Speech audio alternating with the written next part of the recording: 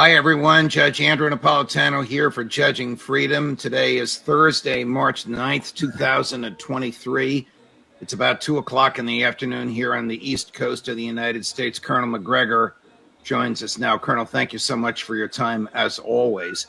I want to start with the Chinese, Colonel. Quote, along with Russia, we can't afford to lose Ukraine, said a Chinese government source. How do you interpret that? Well, as we've discussed previously, the Chinese have this program, One Belt, One Road, which is really an attempt to reinvigorate the Silk Road that used to stretch across Central Asia all the way through Russia, Ukraine, and then into Europe and partially down into Turkey and the Middle East. If Ukraine remains unstable, in other words, if it remains a hotbed of controversy, a source of continual conflict with Russia, then that One Belt, One Road project collapses because they have to run the rail lines across Central Asia through Ukraine into Europe. Now, if you're Greek or a Slovak or Hungarian, you look at this and say, this is marvelous because these rail lines are going to help improve our position economically. Our prosperity will rise. We'll be able to do business with China without shipping things all the way around Africa or through the Arctic into China. But if you are an American and you view anything that China does as somehow or another dangerous to American national interest, then you, ostensibly the Biden administration, want to keep the war in Ukraine going as long as possible in order to sabotage trade and commerce between Europe and China. President Xi has let it be known that he's considering visiting Moscow. I mean, how dramatic would that be? And what do you think he'd be saying to Vladimir Putin if they meet together in their private moments? Well, I think he will go to Moscow next week. I'd be surprised if he didn't. And he's going to show up with his peace proposal. And I think his peace proposal is a fairly straightforward one. First of all, no preconditions. We're going to stop shooting. We'll regard the current lines as permanent for the moment, at least temporarily permanent, if you will. And we're going to talk and see what we come up with as a solution to the war. I think Putin. Hey, shalom, shalom, all praise, honor and glory, to Yahweh, Bahashem, Yahweh Shai, Bahashem, Rakaha Kadashi, the Bahana Zelda, and the apostles of the Mason who do well. A peace, blessing, and salutation to Yoakim who are pushing these truths to the four winds of the heaven, be on the forefront of the spiritual war, to make sure Jerusalem is established as a praise, here on yes again, as in the days of old. So, at the beginning of this video, Colonel Doug McGregory, if I'm pronouncing his name correctly, was going to the Belt and Road Initiative, man, in which that is nothing new. Back in the day, it was known as the Silk Road, which connected the Far East to Europe and Africa, man. As in which, when you go back to the old road and belt, the old Silk Road, see, Moab, he enslaved Jet, man. See, in the Silk Road, man, Moab enslaved Jet. We built that, man. We built that as a slave. I see. And when you really think about it, man, when you build your case through the spiritual lenses, man, the wicked elites, they are using China as the new world order playground, man. China is like an example on how the new world order will look like, man. I see. And all of this network, be it railway, be it airway traffic, or whatever, man, they are aimed to link the whole entire S, man. I see. That's why when you really examine that way, the globalization, it simply means making the world as a village. I see. And the wicked elite are aiming to integrate commerce with the fourth industrial revolution, and they are using China. China is at the forefront of that, man. And through that, another goal is they are aiming to take America out of the picture. And as you know, as a yin yang or as a Hegelian dialectic, you see the elite in America, they're acting like they don't want that, man. But they are all in the same. The Chinese elite and the American elite are all in the same. They are agents of Charles, man. Like back in the day, during the old Silk Road, they enslaved Jack. In this a new Silk Road, was the Road and Belt Initiative, they will enslave you Jacks, man, but this one will be dictator. You ain't gonna be able to take part in all of this future in which Esau is talking about without having the charagma. See, so this it's all tying to the fourth industrial revolution, man. And the fourth industrial revolution is aimed to make Central Asia as the center. That's why you have something known as the Greater Israel, in which the wicked elite or Amalek will be ruling from our whole land.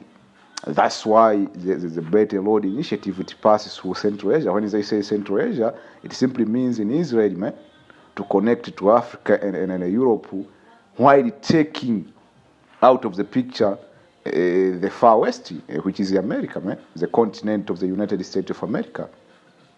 And not only that, the elite are trying to take America out of the picture. That's why they transferred the manufacturing industry to China.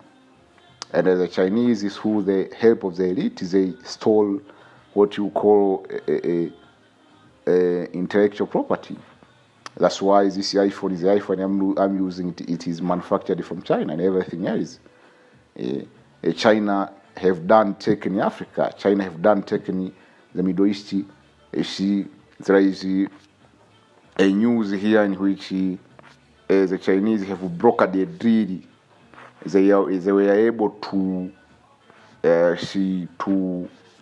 make the Xi and the Thun, to make the Xi and the Thun come together, in which there have been enmity between the Xi and the Sunni since time immemorial, man. But they were able to do that through the spirit of Yahweh Hashem Yashai. And that is Ishmaeli and the Kamanian, man.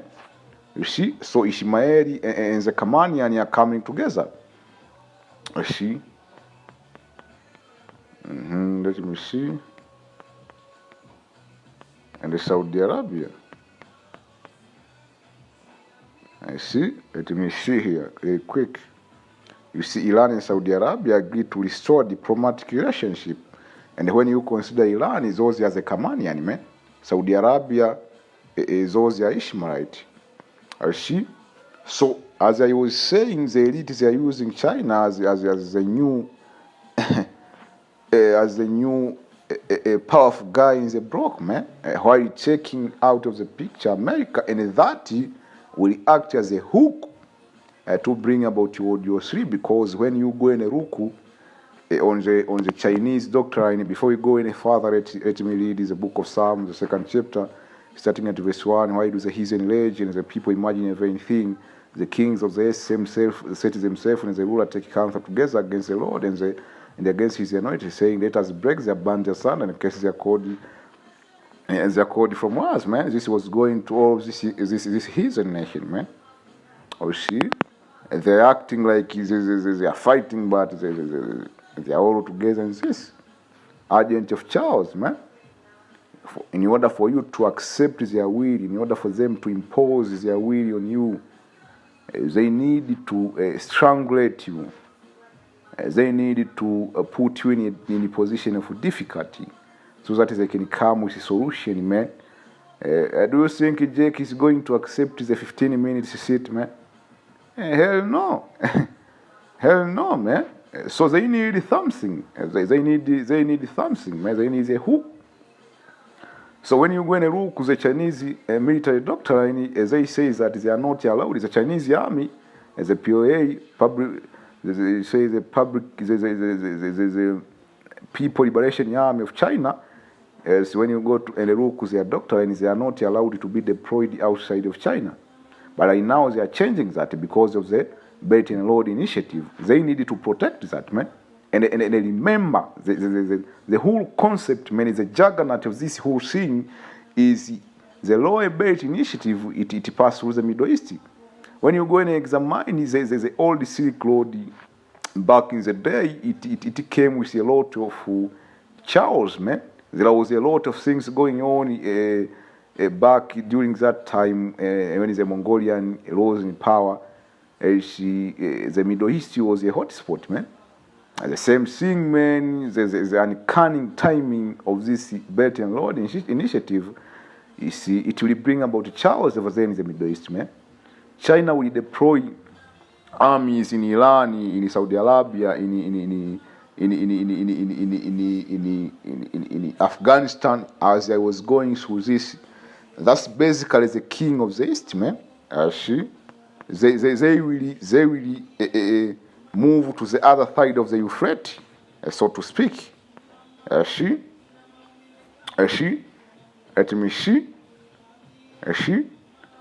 So Revelation 16 and 12, and the sixth angel poured out his vial upon the great river Euphrates, and the waters therefore was dried. The waters is dried right now. So, and you are seeing China is coming up with the Belt and Road Initiative, man. So they will deploy the army to protect him. That's the king of the East, man. Passing to the other side of the Euphrates, that's where all hell will break loose, man.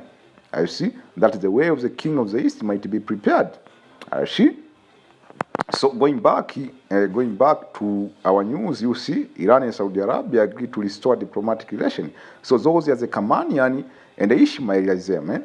An alliance. That alliance is an alliance of what you see, man. Let me prove to you through the spirit of Yahweh Hashem Yashai, man. See? And all of this we were taught by our apostles, man. We came under the tutelage of our apostle. See, to be able to maneuver through the scriptures, man.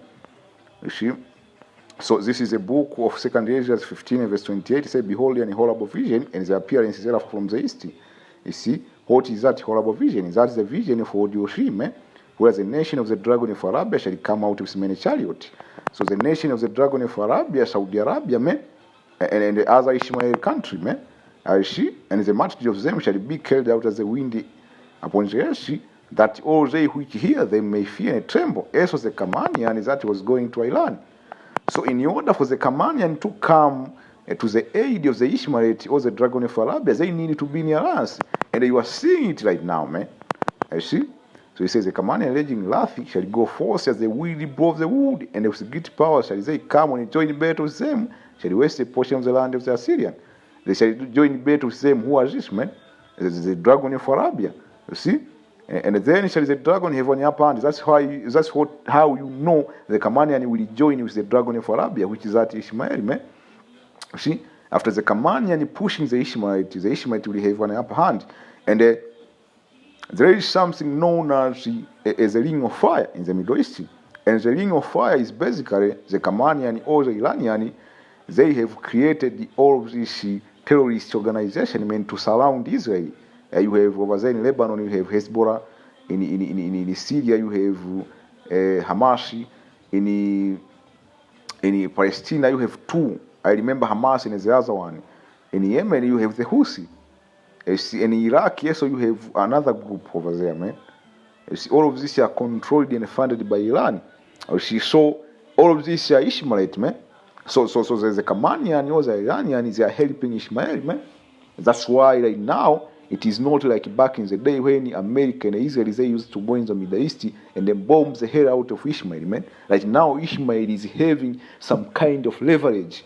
Why? Because the Kamanian are joining with them, man. Strategically, but in the day to come, it will be kinetic. And when I say kinetic, it will be war. It will be a hot war. Remembering their nature. What is the nature of the dragon of Arabia, man? Wild nature. Terror. And that's what you will see. And if they shall turn themselves, conspire together, and get power to persecute them, to persecute who, man? The armies of the American and the Israeli, man. So I wanted to touch on that, man, and then I will continue to follow this news. You see, I hope you brothers will divide onto the next, and shalom.